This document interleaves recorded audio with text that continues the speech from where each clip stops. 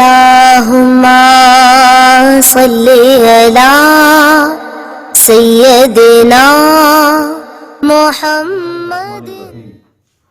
بیوی کے حقوق میں سے ایک بڑا حق یہ بھی ہے جو اسلام نے بیان کیا ہے کہ ہر مسلمان شوہر اپنی مسلمان بیوی سے محبت کرے، اس سے نفرت نہ کرے، اور ایک مسلمان کا محبت والا مزاج ہی ہونا چاہیے۔ نبی کریم صلی اللہ علیہ وسلم نے ارشاد فرمایا المؤمن مؤلف لا خیر فی من لا یألف ولا یؤلف۔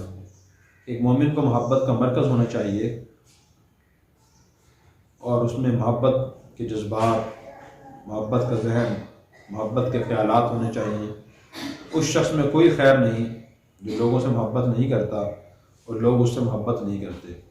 جن لوگوں کے مزاج میں نفرت ہوتی ہے انہیں گھر بھی آباد نہیں ہوتے، اگر آباد ہو بھی جائیں گھر میں راحت اور سکون نہیں ہوتا، وہ نفرت کے اظہار کرتے رہتے ہیں ہر ایک سے۔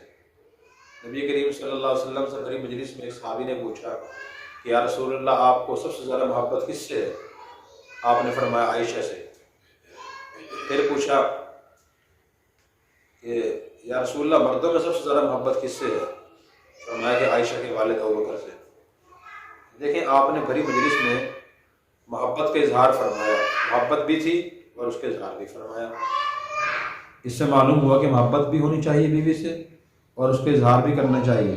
بعض لوگوں کو ہوتی نہیں، یعنی ابتدائی دنوں میں تو ہوتی شادی کے بعد، اس کے بعد پھر ختم ہو جاتی ہے، اور بعض لوگ محبت ہوتی ہے لیکن اس کے اظہار نہیں کرتے، تو اظہار بھی کرنا ضروری ہے۔ جہاں جائز محبت کا موقع وہاں اظہار کرنا چاہیے، بیوی سے، ماں باپ سے، بہن بھائیوں سے، اپنی اولاد سے، دوست احباب سے محبت ظاہر کرنی چاہیے۔ آپ صلی اللہ علیہ وسلم نے حضرت معاذ رضی اللہ عنہ کو فرمایا یا معاذ انی احبک یا معاذ، کہ اے معاذ میں آپ سے محبت کرتا ہوں۔ آپ نے اظہار فرمایا، اظہار بھی کرنا چاہیے اور محبت کرنی بھی چاہیے۔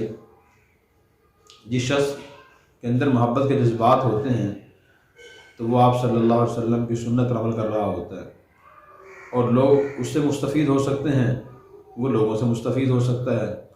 اس سے محبت کے جذبات نہیں ہوتے، ہر بات پر انسان تنقید کرتا ہے، نفرت کا اظہار کرتا ہے، تو وہ شخص زندگی میں بھی کامیاب نہیں ہو پاتا۔ اللہ تبارک و تعالی ہمیں بیوی کا یہ حق پہچان کر بھی اس کو ادا کرنے کی توفیق عطا فرمائے۔